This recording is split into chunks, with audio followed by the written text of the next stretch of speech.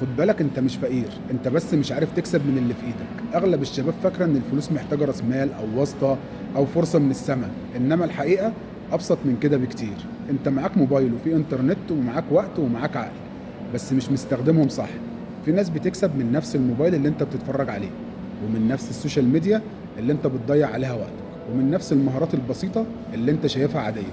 المشكله انك مش ما عندكش، المشكله انك مش شايف قيمه اللي في ايدك. ابدأ بحاجة واحدة تعرفها أو تعلمها أو مستعد تتعلمها، وتعلمها بسرعة وحولها لخدمة أو محتوى أو مساعدة الناس محتاجة. اعرضها واتكلم عنها، نزل وجرب واغلط وتعلم. الفلوس الأونلاين مش ضربة حظ ولا سر ولا حظ.